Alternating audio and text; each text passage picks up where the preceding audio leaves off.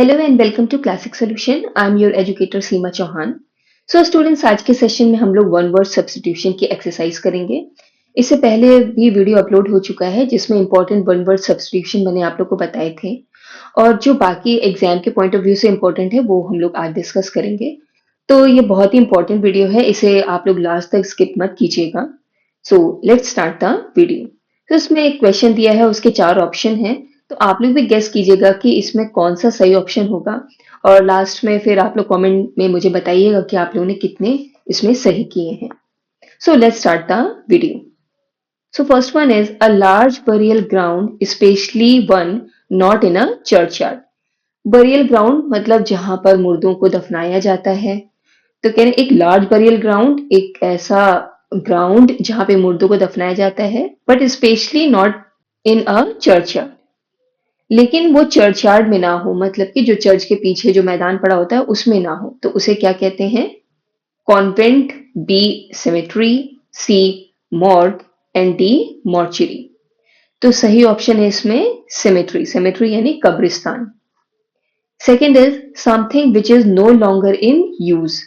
कुछ ऐसा जिसका बहुत लंबे समय से यूज ना हुआ हो, तो उसको क्या कहते हैं? तो इसमें सही ऑप्शन है आपका डी ऑब्सोलीट।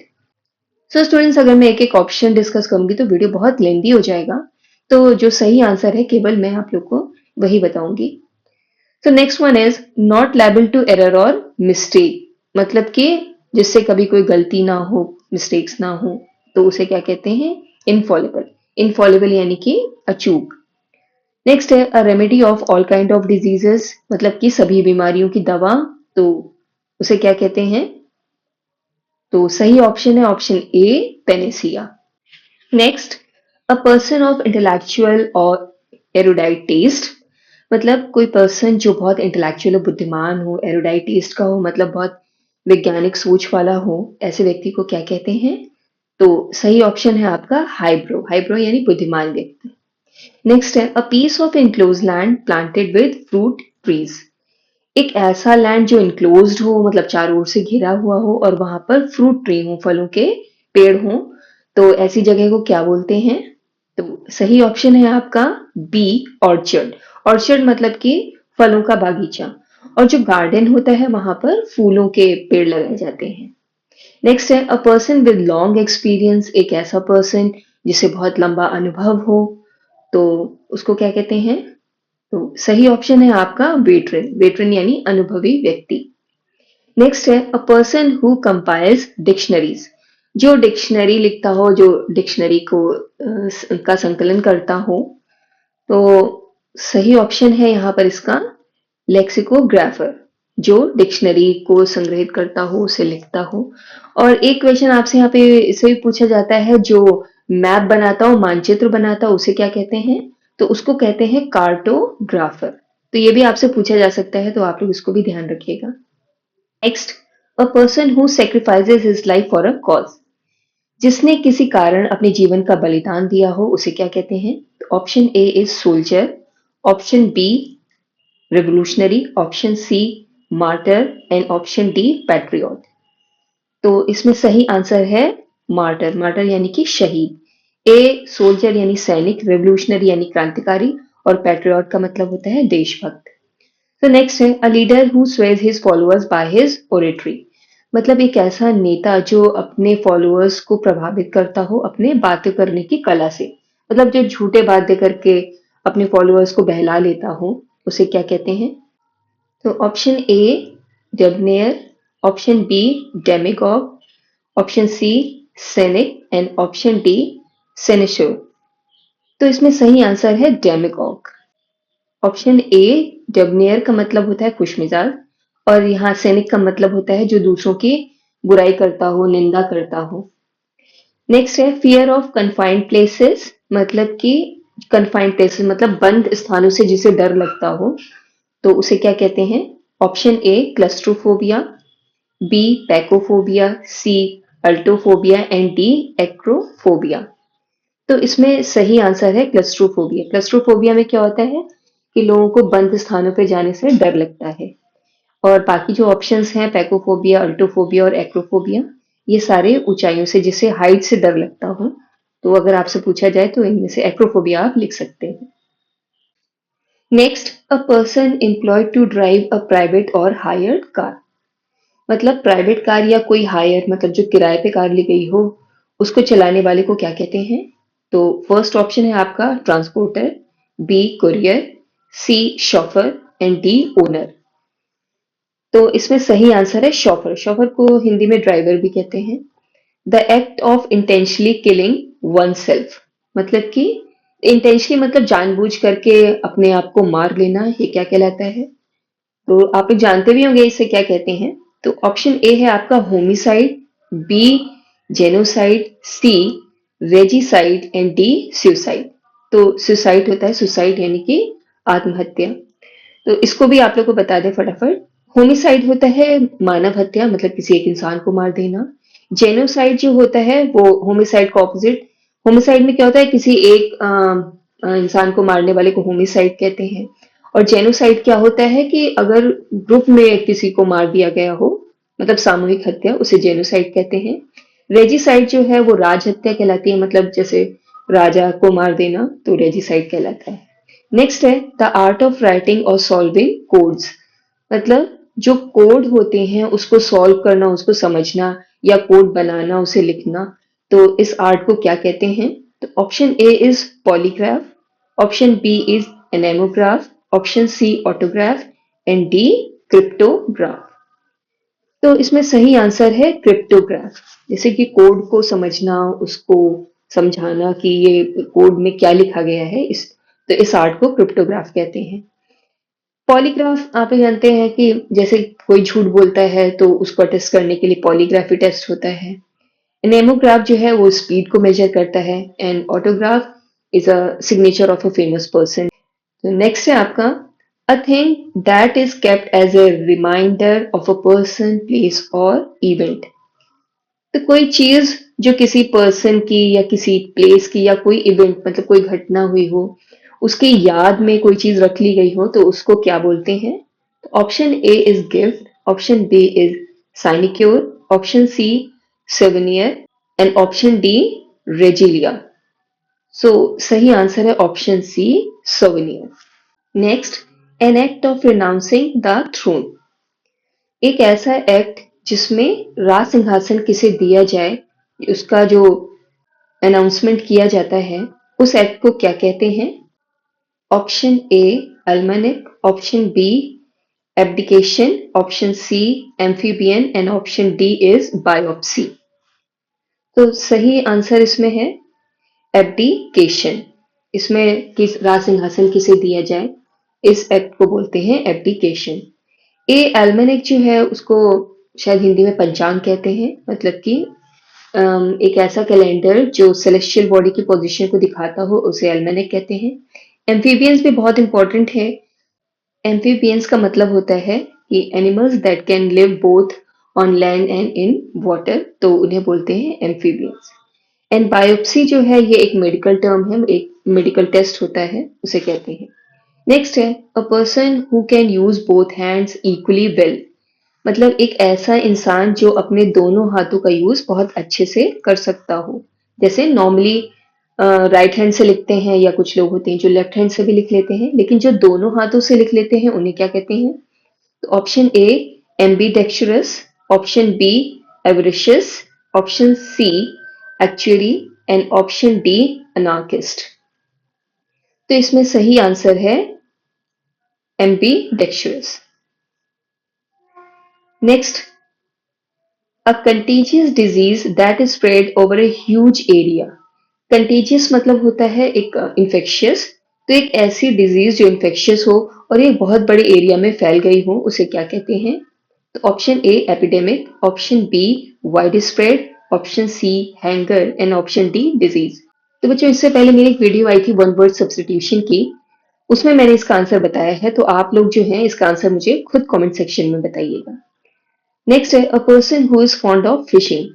एक ऐसा पर्सन जो फिशिंग मतलब मछली पकड़ने का बहुत शौकीन हो, उसे क्या कहते हैं? तो option A is indelible, option B hearse, option C angler and option D idolatry. तो इसका सही आंसर है ऑप्शन सी एंगलर।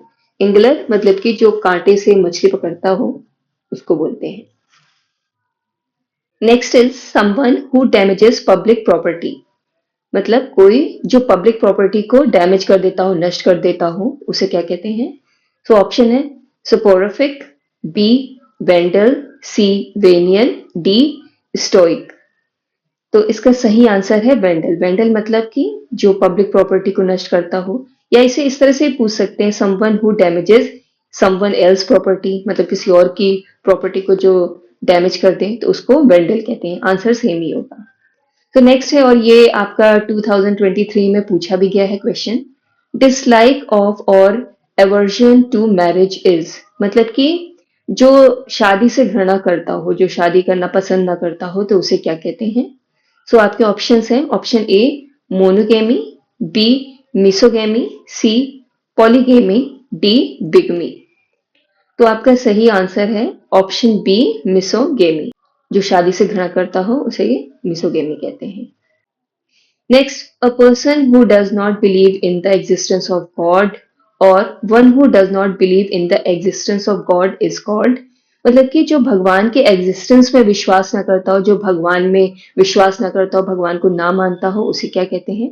और ये आपका 2023 में पूछा भी गया है। तो ऑप्शन है egotist, B altruist, C atheist and C emigrant. तो इसका सही आंसर है एथिस्ट। एथिस्ट मतलब होता है नास्तिक। Next, a foreigner who settles in a country is called, मतलब कोई फॉरेनर, कोई विदेशी व्यक्ति किसी और कंट्री में जाकर के सेटल हो जाए, वहीं पे बस जाए, रहने लगे, तो उसे क्या बोलेंगे? तो option A is immigrant, option B emigrant, C alien and D visitor. तो इसका सही आंसर है एमिग्रेंट। एमिग्रेंट मतलब कि कोई दूसरा, किसी दूसरी कंट्री का व्यक्ति जो है वो अपने देश में आके सेटल हो जाए तो उसको इमिग्रेंट बोलते हैं। इसमें ऑप्शन ए भी बहुत इंपॉर्टेंट है, इमिग्रेंट। इमिग्रेंट क्या होता है? जैसे कोई अपने देश का व्यक्ति किसी और देश में जाकर के सेटल हो जाए तो उसको इमिग्रेंट कहते हैं। तो ये भी इंपॉर्टेंट है, इसको आप लोग देख लीजिएगा, ये 2023 में ये पूछा भी गया था आप लोगों से। नेक्स्ट है government by the rich is called, मतलब वो गवर्नमेंट जो रिच लोगों के द्वारा चलाई जा रही हो उसे क्या कहते हैं? तो option A is aristocracy, B plutocracy, C bureaucracy and D autocracy. इसका सही आंसर है प्लूटोक्रेसी। प्लूटोक्रेसी क्या होती है? जब रिच लोग, जो सोसाइटी के जो रिच पीपल होते हैं, वो अगर गवर्नमेंट चलाए तो उसे बोलते हैं प्लूटोक्रेसी। और बाकी भी ऑप्शन बहुत इंपॉर्टेंट है, जैसे कि एरिस्टोक्रेसी। एरिस्टोक्रेसी क्या होता है?